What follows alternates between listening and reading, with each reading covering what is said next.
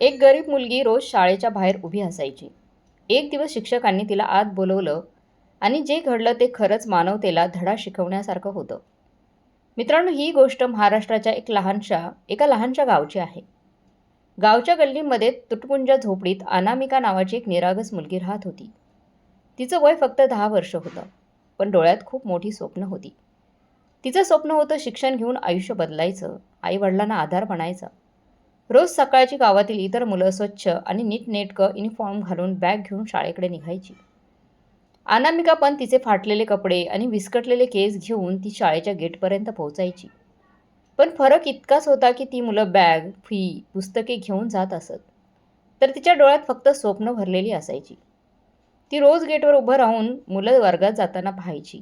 कधी कोणाच्या कॉपीकडे नजर टाकायची, तर कधी शिक्षकांच्या आवाजात हरवून जायची. तिचे डोळे वारंवार विचारायचे, मी कधी शाळेच्या बेंचवर बसू शकेन का? अनामिकाचं घर खूप गरिबाचं होतं. वडील मजुरी करून घर चालवायचे. आई दुसऱ्यांच्या घरी भांडी घासायचं काम करायची. अनेक वेळा घरात जेवण नसायचं, तरी आई स्वतः भुकेली राहायची. फक्त मुलीची भूक भागवायची असली तर ती आणि पुस्तकांसाठी ती पैसे कुठून आणणार?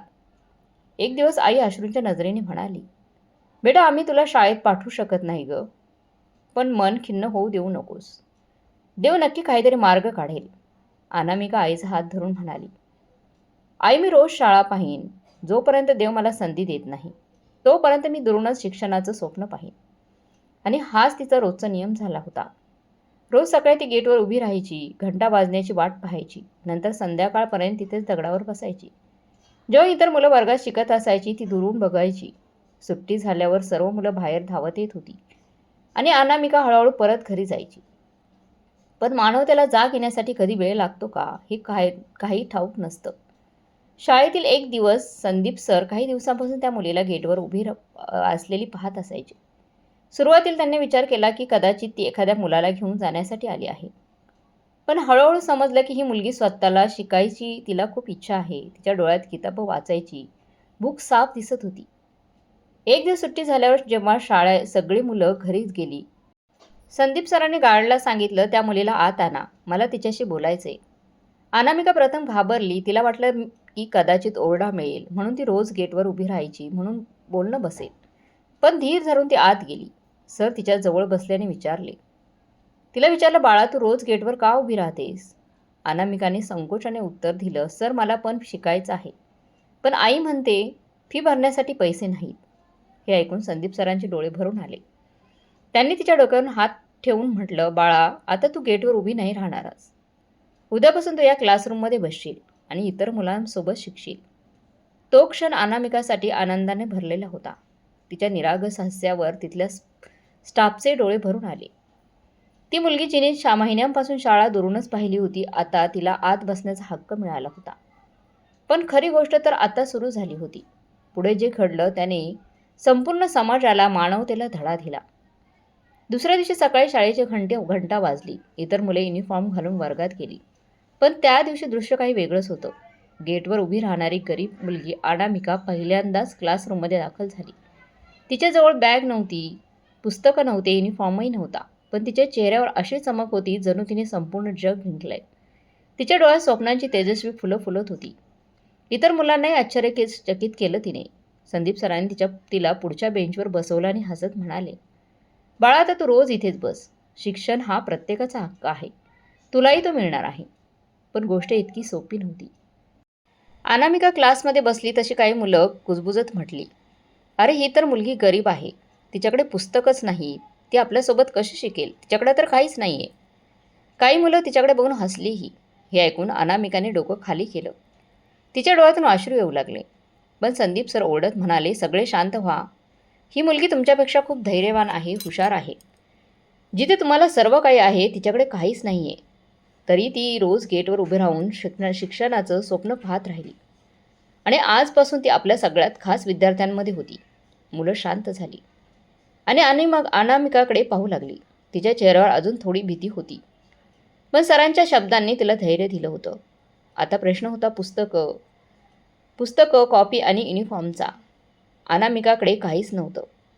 सुट्टीनंतर संदीप सरांनी तिला जवळ बोलावून सांगितलं, बाळा, काळजी करू नकोस. उद्यापासून तुला सगळं काही मिळेल. आणि मग दुसऱ्या दिवशी संदीप सर स्वतःच्या घरी जाऊन नवीन बॅग, पुस्तकं आणि काही नोटबुक्स, कॉपीज त्याच्या आणल्या. तेही स्वतःच्या स्वतःच्या पैशातून, स्वतःच्या खिशातील पैशातून तिला त्या वस्तू घेऊन दिल्या. खर्च करून तिला सगळ्या गोष्टी, अनामिकाला युनिफॉर्म दिला, सगळं काही दिलं. अनामिकाने जेव्हा तो पहिल्यांदाच युनिफॉर्म घातला, तिच्या चेहऱ्यावरचा आनंद सांगता येण्यासारखा नव्हता. ती वारंवार आरशात स्वतःला पाहत होती. असं वाटत होतं जणू तिला जगातला सर्वात मोठा खजिनाच मिळाला आहे. मग मित्रांनो, आता अनामिका रोज शाळेत येऊ लागली. नेहमी समोरच्या बेंचवर बसायची आणि पूर्ण मन लावून अभ्यास करायची. ती प्रश्न विचारताना कधीच लाजत नसायची.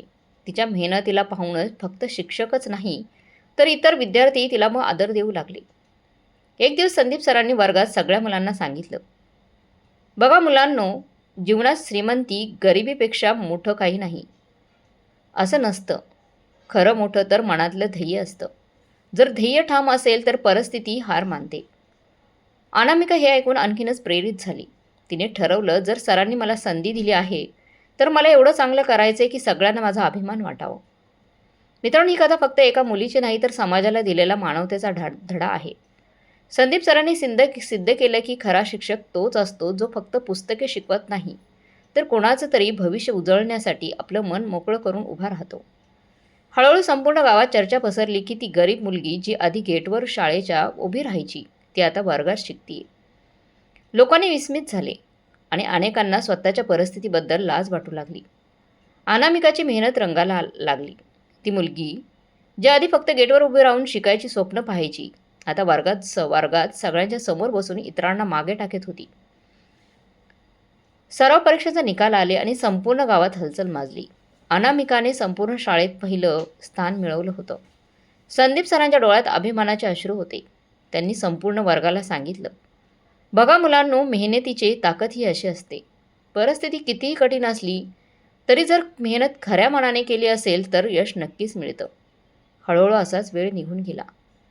अनामिका इंटरमध्ये पोहोचली. तिच्या मेहनतीला पाहून समाजाचा दृष्टिकोनही बदलू लागला. जे लोक आधी तिच्या आईला टोमणे मारायचे, आता ते म्हणू लागले की तुझी मुलगी खरंच खूप छान आहे, हुशार आहे. एक दिवस तुझं नाव खरंच खूप मोठं करेल. तिच्या आईच्या डोळ्यात अभिमान होता, पण तिच्या मनात नेहमी संदीप सरांसाठी आशीर्वाद वाहत राहिला. जर हे सर नसते तर माझ्या मुलीचं स्वप्न अजूनही गेटवरच अडकलं असतं. इंटरनंतर अनामिकाने BA पूर्ण केलं आणि तिच्या स्वप्नांनी आणखी एक उंची मिळवली. आता तिचं लक्ष होतं UPSCवर. एका कामगाराच्या मुलीने जिने कधी शाळेच्या चौकटीत स्वप्न पाहिलं नव्हतं, ती आता मोठ्या स्वप्नांकडे वाटचाल करत होती. हो, आता देशातील सगळ्यात कठीण परीक्षा देण्याचा धाडस अनामिका करत होती. संध्याकाळ ते सकाळपर्यंत ती पुस्तकात बुडालेली असायची. कधी वीज गेली तर दिव्याच्या प्रकाशात वाचायची. कधी भूक लागली तर थोडं पाणी प्यायची आणि झोपायची. पण तिचं मन कधीच ठळलं नाही. संदीप सर निवृत्त होण्याचा वेळ जवळ येत होती. पण ते अनामिकाला म्हणायचे, बाळा लक्षात ठेव, UPSC फक्त एक परीक्षा नाही तर ध्येय आणि संस्कारांची परीक्षा आहे. जर त्याला दोन्ही असतील तर यश तुला कुठेही थांबवू शकत नाही. आणि तो दिवस आला जेव्हा परीक्षेचा निकाल आला. ती संपूर्ण गावात आनंदाची लहर पसरली होती. अनामिकाने UPSC पास केलं आणि तिला SDM म्हणजे सब डिव्हिजनल मॅजिस्ट्रीज म्हणून पोस्टिंग मिळाली. तिच्या आईच्या डोळ्यातून आनंदाचे अश्रू वाहू लागले आणि ती म्हणाली, बाळा, आज तुझ्या वडिलांचा आत्मा नक्कीच अभिमानाने भरलेला असेल. तू आपल्या गरिबीवर मात केलीस आणि आमची प्रतिष्ठा आकाशाला भिडवलीस. गावातल्या लोकांनी टाळ्या वाजवत म्हटलं, पहा, तीच मुलगी जी कधी शाळेच्या गेटवर उभी राहत असायची आज मोठी अधिकारी झाली आहे. अनामिका आता गावागावाच्या लोकांच्या समस्या ऐकते, गरिबांची मदत करते आणि नेहमी म्हणते, मी पण कधी भुकेली प्यासी गेटवर उभी होती. म्हणूनच मी प्रत्येकाचा आवाज होणार आहे, ज्याला समाजात ऐकणं गरजेचं आहे. पण मित्रांनो, खरी गोष्ट अजून संपलेली नव्हती. ज्या शाळेतून तिचा प्रवास सुरू झाला होता ती शाळा अनामिकासाठी आयुष्यातील सगळ्यात मोठा मंच होणार होती. वेळ पंखासारखा उडून गेला. गरीब कामगाराची मुलगी जिने कधी शाळेच्या बाहेर उभं राहून पुस्तकं बघितली होती, ती आता SDM बनली होती. गावापासून शहरापर्यंत तिचं नाव मान सन्मानाने घेतलं जात होतं. लोक म्हणू लागले, अनामिका फक्त स्वतःसाठी नाही तर संपूर्ण समाजासाठी प्रेरणा आहे. याच दरम्यान एक दिवस तिला तिच्या जुन्या शाळेकडून खास आमंत्रण आलं. त्या पत्रात लिहिलं होतं, आमच्या शाळेचा वार्षिक समारंभ आहे आणि यावर्षी आमच्या मुली अनामिकाला मुख्य अतिथी चीफ गेस्ट म्हणून बोलवलं जात आहे. अनामिकाचं मन धडधडलं. ती शाळा जिथे तिने पहिल्यांदा पुस्तक हातात घेतलं होतं, तिथे तिच्या स्वप्नांना पंख लागले होते. तिच्या डोळ्यासमोर जुन्या आठवणी फिरत होत्या. गेटवर उभी असलेली लहानशी मुलगी संदीप सरांचा हात धरून क्लासरूममध्ये जात होती. गरिबाशी लढणारी पण स्वप्नांचा पाठलाग करणारी. तिने लगेच समारंभासाठी होकार दिला. समारंभाचा दिवस आला. संपूर्ण शाळा रंगबेरंगी झालरांनी सजली होती. मुले टाळा वाजवत होती, ढोल वाजवत होती, आनंद व्यक्त करत होती. पण सगळ्यात मोठा आनंद मुलांच्या चेहऱ्यावर दिसत होता, कारण त्यांची दीदी आली होती. दीदी आता अधिकारी बनून परत आली होती. गेटवर अनामिकाची गाडी थांबली. सगळ्यांच्या नजरा तिच्याकडे आल्या. सफेद साडी, साधी मुस्कान आणि डोळ्यात तीच तेजस्वी चमक. यावेळी फुलं टाकू लागली आणि संपूर्ण शाळा गुंजली. SDM मॅडम की जय हो. अनामिकाच्या डोळ्यातून अश्रू वाहू लागले. तिने मनात विचार केला, कधी मी याच गेटवर कधी उभी राहून रडायची आणि आज याच गेटवर माझं स्वागत होत आहे. समारंभ सुरू झाला. स्टेजवर जेव्हा अनामिका पोहोचली, ती सर्वप्रथम हात जोडून मंचावर बसलेल्या आपल्या गुरु संदीप सरांचा प्रणाम करण्यासाठी झुकली. संपूर्ण हॉल टाळ्या वाजू लागले होता. टाळ्यांच्या आवाजाने संदीप सरांचं नाव गाजलं. आता ते थोडे वृद्ध झाले होते. चेहऱ्यावर सुरकुत्या उमटल्या होत्या. केस पांढरे झाले होते, पण त्यांच्या डोळ्यात आज काहीतरी खासच चमकत होतं. कारण आज फक्त शाळेचा वार्षिक कार्यक्रम नव्हता, तर त्यांची निवृत्ती समारंभही होता. प्राचार्यांनी घोषणा केली, आज आपल्याला खूप अभिमान आहे की आमची सर्वात हुशार विद्यार्थिनी अनामिका SDM बनून मुख्य अतिथी म्हणून आमच्यासमोर उभी आहे. आणि आजच संदीप सरांचा रिटायरमेंटचाही दिवस आहे. हा गुरु शिष्यांचा खास आणि ऐतिहासिक क्षण होता. अनामिका स्टेजवर उभी राहून डोळे ओले करून म्हणाली, मित्रांनो, आज मी इथे उभी आहे ती फक्त माझ्या गुरु संदीप सरांमुळेच आहे. जर त्यांनी त्या दिवशी मला गेटच्या बाहेर उभं राहून क्लासमध्ये पाहून क्लासमध्ये बसवलं नसतं, तर कदाचित आज मी माझ्या आईवडिलांची मेहनतीत मजुरी करत असते. आईच्या प्रार्थनेत आणि वडिलांच्या कष्टात काहीतरी असलं तरी खरी जादू तर गुरूंच्या संस्कारात होती. हे ऐकून संपूर्ण हॉल भावूक झाला. मुलांच्या टाळ्यांचा आवाज गरजला. शिक्षकांच्या डोळ्यातून अश्रू ओघळले. संदीप सर उठले. अनामिकेला मिठी मारून म्हणाले, बाळा, आज माझा निवृत्तीचा दिवस आहे, पण तुझ्यासारख्या शिष्यांनी यशस्वी होणं हेच माझ्या आयुष्यातील खूप मोठं समाधान आहे. सर्वात मोठं यश मिळाले मला. असं वाटते की माझं संपूर्ण आयुष्य यशस्वी झालंय. गुरुशिष्यांची ही झलक पाहून तिथे सगळ्यांच्या डोळ्यात ओलेपणा आला. टाळ्यांचा आवाज थांबायचा काही नावच घेत नव्हता. लोक बोलायला लागले की हीच खरी शिक्षणाची ताकद आहे, संस्कारांची खरी शक्ती आहे. अनामिका मायक्रोफोन धरून पुढे म्हणाली, मित्रांनो, लोक म्हणतात मेहनत माणसाला पुढे नेते, पण मी मानते मेहनतीसोबत जर गुरूंचं मार्गदर्शन आणि आईवडिलांचे आशीर्वाद मिळाले तर जगात कुठलीही ताकद तुम्हाला थांबवू शकत नाही. आज मी इथे उभी आहे यासाठी मी हुशार असल्यामुळे नाही, तर माझ्या गुरूंनी मला मानवतेचा पहिला धडा दिला आहे. प्रत्येक मुलाला शिक्षणाचा अधिकार आहे, मग तो गरीब असो की श्रीमंत. संदीप सरांनी हसत हसत सांगितलं, बाळा, तू माझं नाव उजळलंस. मला आता काहीही हवं नाही आहे. जेव्हा तू रोज शाळेच्या बाहेर उभी राहायचीस, तेव्हा मी तुझ्या डोळ्यातील भूक पाहिली आणि मन भरून झकझकून गेलो. मला वाटलं, जर तुझं स्वप्न तुटलं तर तुझं शिक्षण अपूर्ण राहील. आणि आज पहा, तू माझ्या स्वप्नांपेक्षा खूप मोठी झाली आहेस. अनामिकाचे अश्रू थांबले नाही. ती खाली उतरून सरांच्या पायांशी झुकली आणि म्हणाली, गुरुजी, आपण माझ्यासाठी नेहमी देवापेक्षा जास्त आहात.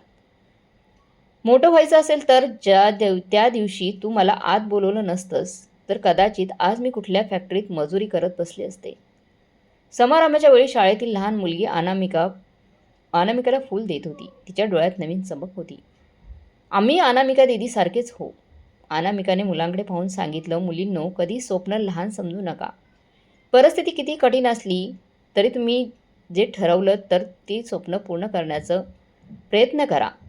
मग कोणतंही स्वप्न अपूर्ण राहणार नाही. आणि लक्षात ठेवा, शिक्षण फक्त पुस्तकांपर्यंत मर्यादित नाही.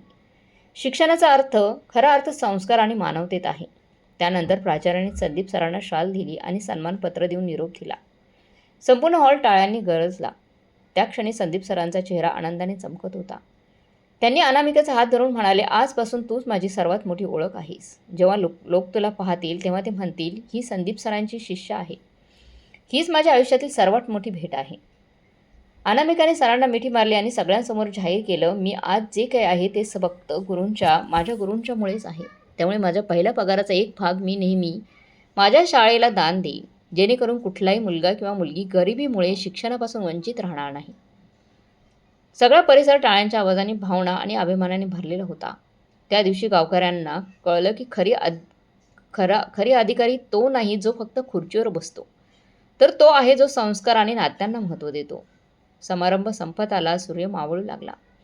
शाळेच्या मैदानात अनामिका उभी होती. आकाशाकडे पाहत हळूहळू म्हणाली, आई बाबा, तुमची स्वप्न पूर्ण झाली आणि गुरुजींनी दिलेले संस्कार मी कधीच विसरणार नाही. तिच्या डोळ्यातून अश्रू ओघळत होते, पण ते अश्रू पराभवाचे नव्हते, तर विजयाचे होते, समाधानाचे होते. मित्रांनो, या कथेतून आपल्याला शिकायला मिळतं की गरिबी माणसाला कधीही थांबवू शकत नाही. नाही, मेहनत, संस्कार आणि गुरूंच्या आशीर्वादाशिवाय कोणतीही अडचण थांबत नाही. खरा सन्मान पदवी किंवा संपत्तीने नाही, तर माणुसकी जपून नाती निभावली की मिळतो. मित्रांनो, जर तुमच्या आयुष्यात असा गुरु किंवा शिक्षक असेल ज्याने तुमचं जीवन बदललेलं असेल, तर त्याचं नाव कमेंटमध्ये नक्की लिहा, कारण तुमचा अनुभव इतरांना प्रेरणा देऊ शकतो. आणि हो, ही गोष्ट तुमच्या मनाला भिडली असेल तर व्हिडिओला लाईक करा, शेअर करा, सबस्क्राईब करा. भेटूया पुढच्या कथेमध्ये. तोपर्यंत धन्यवाद.